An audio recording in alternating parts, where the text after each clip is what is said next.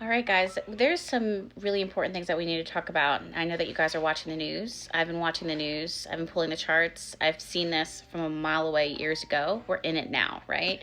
So one thing that has been trending is protests. People actively, loudly protesting issues, concerns that are directly in alignment with like humanitarian concerns, like take out all of the us versus they to our core. This has a lot to do with human being to human being. Is this right? Is this fair? The reason why this is happening is because Pluto, ruling the energy of power, control, manipulation, retrograde. This is not a new issue. This is a reoccurring issue. Has entered into the sign of Aquarius. Aquarius connects us to the ideas of the humanity as a whole, the community, how we're all connected. Even though it seems like someone's on the opposite side of the earth, we have to find common ground, and we can find similarities between us and them. So Pluto has been transiting through Aquarius, regardless, is going to create it's going to reveal any type of crisis. Pluto finds the weakest spot of the energy that it's transiting with and starts to pull it up to the surface. You can expect that not only in the global events, but you could see this in your intimate life, and how this ends up breaking down, this revolution, right? And people trying to take back their power or own their power, right, is through protests like it is that we're seeing. Those voices, good girl. That's my baby. Those voices are louder than ever. Point. She's proven that point. But also government and politics and business, government officials, political officials, they still are trying to hold on to their power. So basically what we're going to start seeing, or if not just government politics, it's people who have their power and have been able to wield that power for years, centuries even. So we're going to see warfare when it comes to technology, cyber. I just talked about this on my Twitter. Cyber sabotage, airspace fighting, digital resistance. There's going to be drones, hacking, satellites, that energy of satellites, or people who have who are in technology, who work with that type of technology. Though these type of issues are not brand new. They're long time. Like, we've seen them generations after generations after generations. And now, okay, hold on. Now it actually starts to get worse, because Uranus, the planet that rules Aquarius, connecting us even further, is moving through Taurus. Taurus rules our values, our resources, and Uranus is creating like a surge of resources and a depletion of resources, things that we can't control, right? Maybe not that we can't control, but it changes. It's so up, it's so down. So you got to watch, and we will watch, as our currency is unpredictable, right? The power of the dollar and money starts to go up and go down. Food becomes depleted. It's root chakra, and I hope this is making sense, but their feelings of being safe, secure, their root chakra is being threatened, because the actual ground that we're living on, where our resources are coming from, are being threatened. Our feelings of survival, like our ability to thrive, is being threatened. Everyone is on survival mode, right?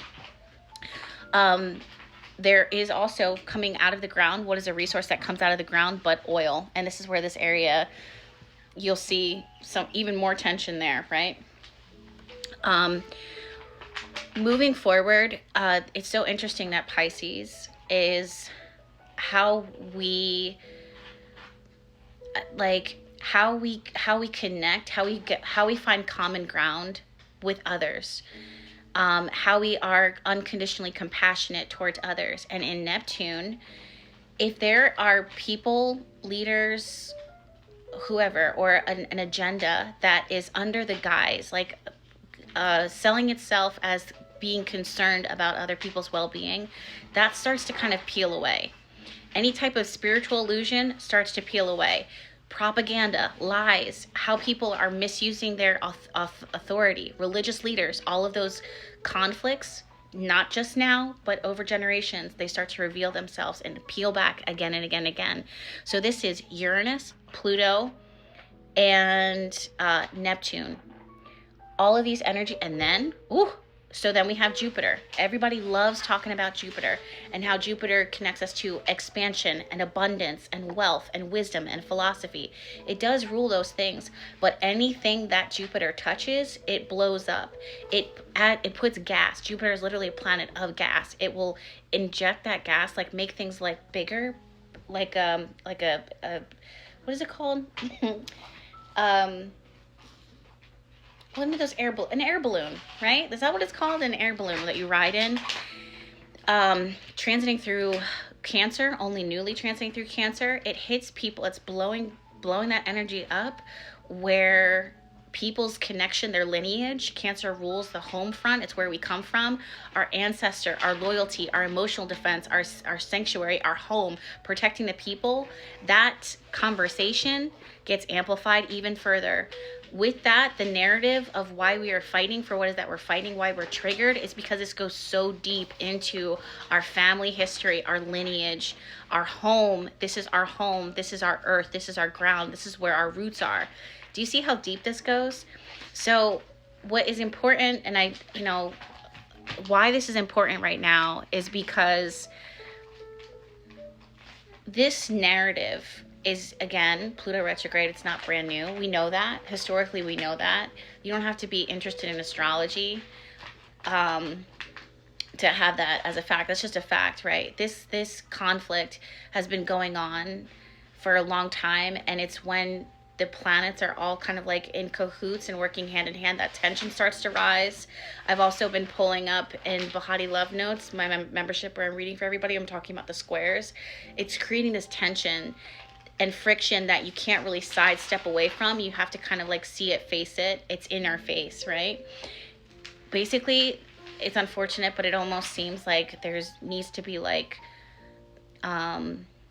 conflict and really kind of pulling it up from the root in order to ultimately, hopefully, fingers crossed, find peace.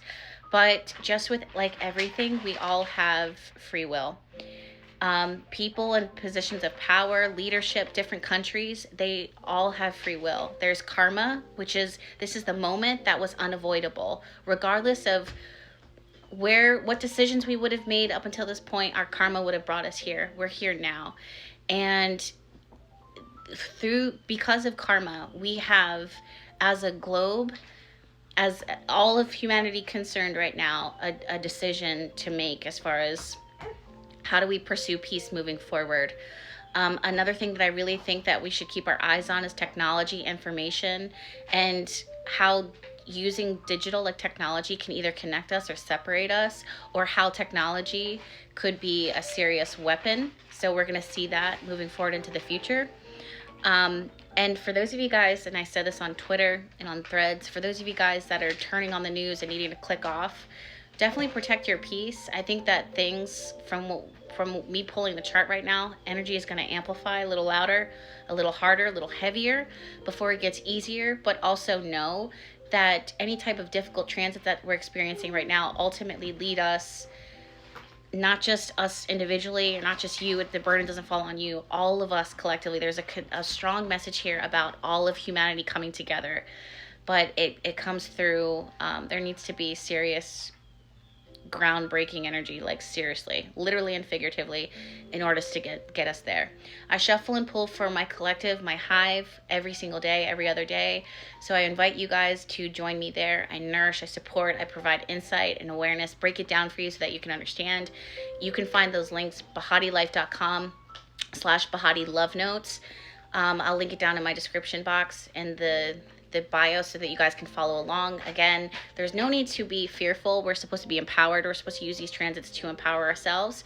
But again, if you need to take breaks away from the news or not watch the news at all, I totally support that. I totally agree with you. The powerful way to protest is to prioritize peace. And at the end of the day, it begins within your home. I'm sending you guys all of my love. I'll talk to you guys later. Bye.